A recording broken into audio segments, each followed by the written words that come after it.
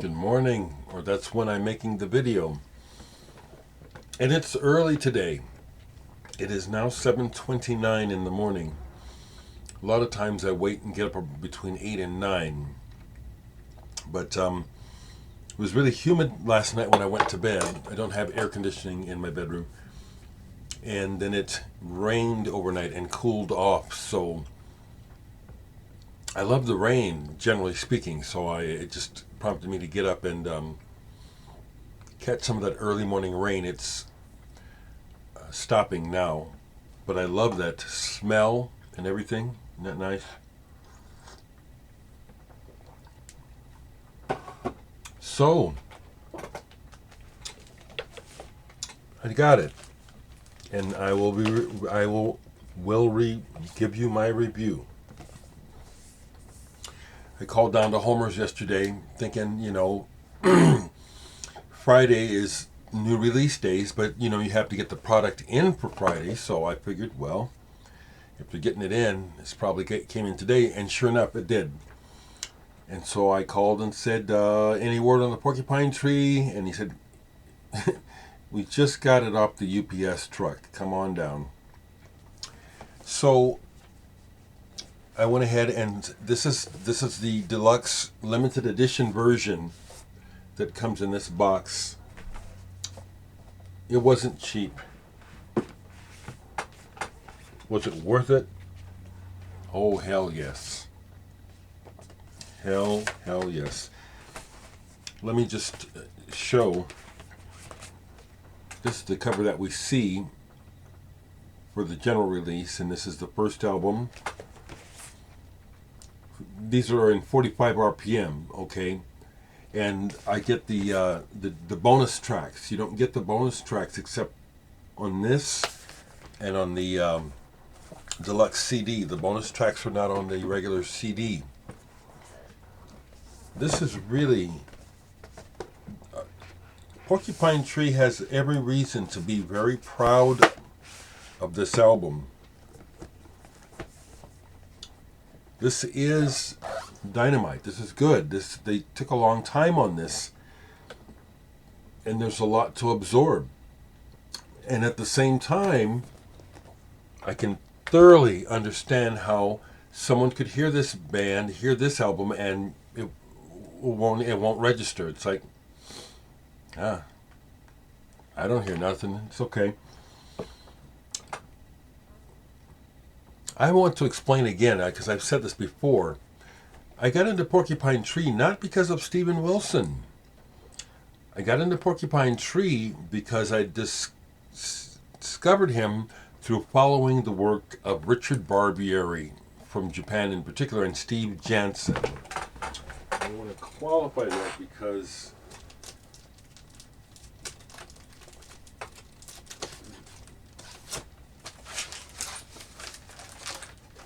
let me put these things in order. Yeah, I need to put these in some order.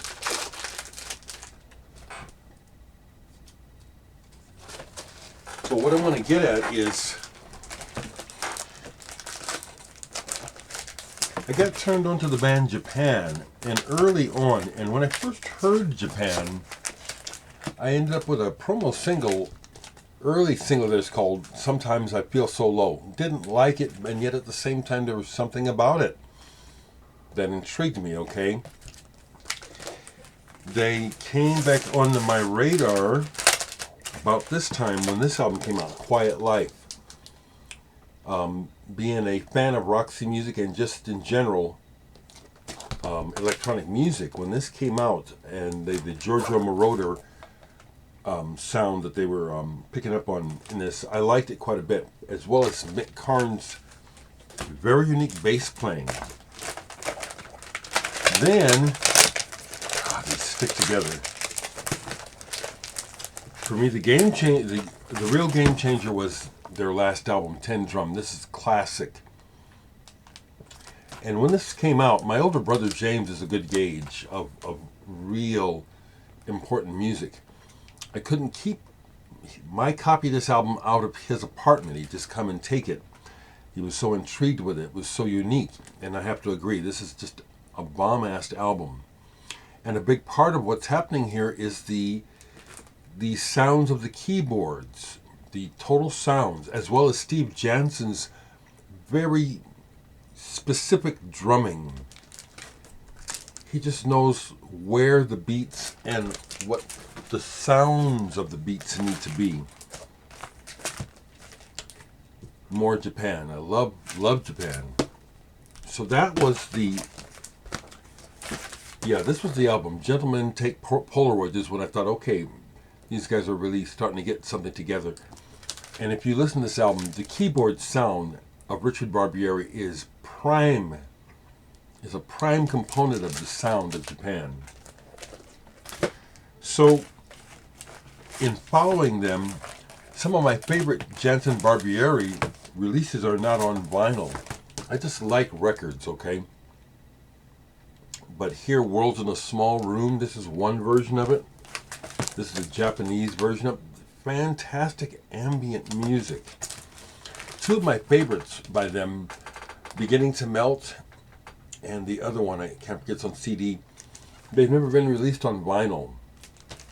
I still think that Richard Barbieri is humble beyond necessity. He is a fantastic musician. And so his contribution to this is major to my ears. There's a lot of stuff going on here with the sounds, the textures, the ambience. And several of the solos on here are by Richard, which I think is lovely. This is more of a band album than anything they've ever made to my ears. That's what it sounds like. It sounds like a band album. I also like the fact that they decided to step away from using the guy that they were using in all the other albums for graphics, Lassie Hoyle. This is a new look, newer sound. It fits. It's sharper. I really like the new album. And yet at the same time, it's like just to be honest and compare, I actually like what I'm doing personally. My trajectory, music-wise, I really like that, probably still even better. Not even, I'll be honest, I do. I like what I'm up to more than what's happening with Porcupine Tree. I'm just glad that the band exists. I'm glad that that kind of music exists in the world. I think it's really important. And I've seen them 4 times, so I wouldn't go out of my way to see them again. Would I travel to see the band live? No.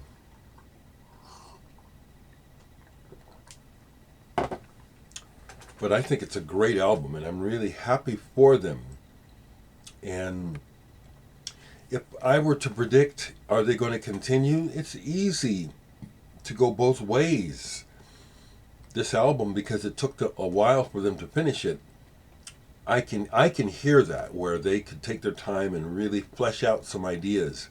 So it's just really very, very good. There's a lot to chew on, which leads me to say that they could easily continue and make another record, or this could easily be the last one, and what a way to end. It's really good. Real good. So, I had some other thoughts about it I wanted to share, and they've kind of disappeared. But, yeah, it was worth it. Clear vinyl. I'll show that. You know, it's out in several versions. And Stephen Wilson, I do appreciate that about him. He does to have collector's mind. He's a record collector too. All the inner sleeves, all of the artwork, it's fantastic. Beautiful, cut, clear vinyl. They're a joy to play. They sound great. 45 RPM does make a difference in fidelity. It does. So awesome. I again want to just say I really appreciate the interaction and comments. I love hearing the fact that my report yesterday on the news with my record label is inspiring others. That's fantastic. That's what it's about. We just got a message from an older video in Italian, and I had to translate it, where the person really expressed appreciation for my video on Franco Battiato, that, you know, the Italian nation misses him. He passed away.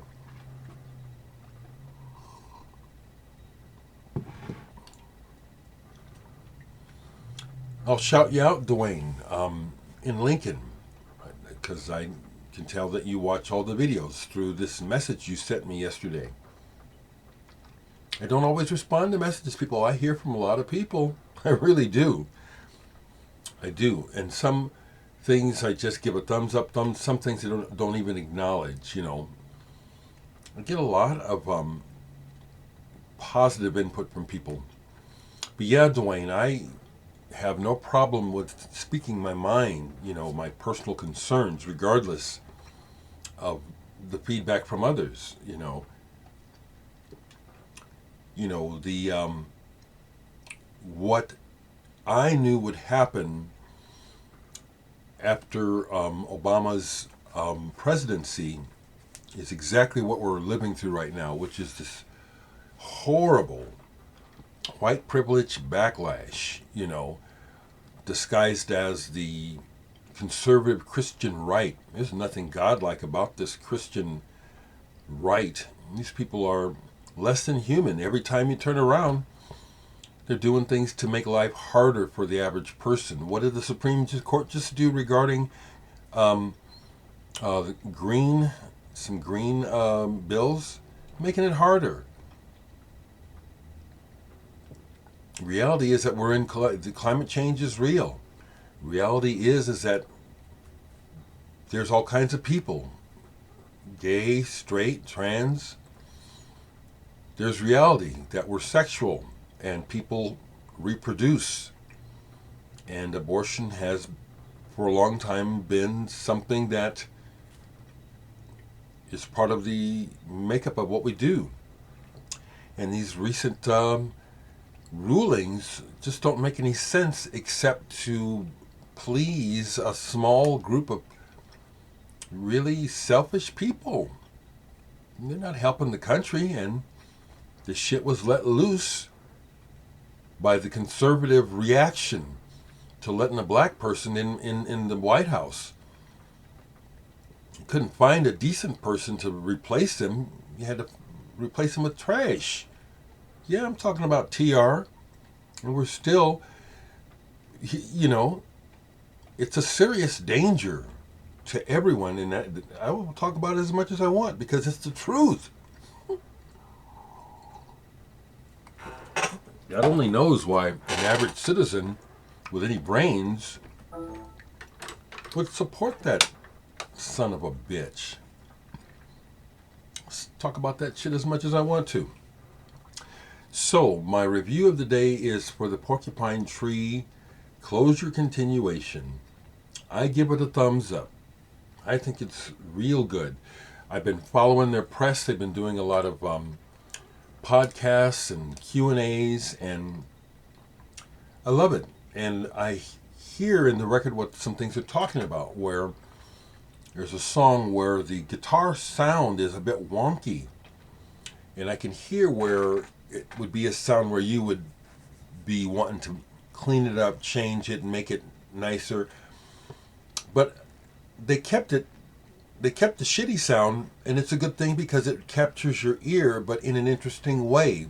Not to say that, that sounds bad, but it's like, whoa, okay, makes you listen more. So, kudos to Porcupine Tree. And if I ever have the opportunity to talk to Richard Barbieri and do an interview, I'd do it. But I'm not going to bug him. You know, he's probably really busy. Tomorrow is my younger sister Adrian's birthday because it's the 1st of July. today, and tomorrow's second is hers. Probably won't be making a video tomorrow. It's the weekend. She doesn't watch me anyway, but I'm going to shout her out today. Happy birthday to my younger sister. Hope you all are doing well. Other updates, just personal sort of, is Tim Guthrie, my friend, who had the heart surgery, came through just fine. He's on the mend. He's doing well. I'm really happy about that. How are you doing, folks? Take care now.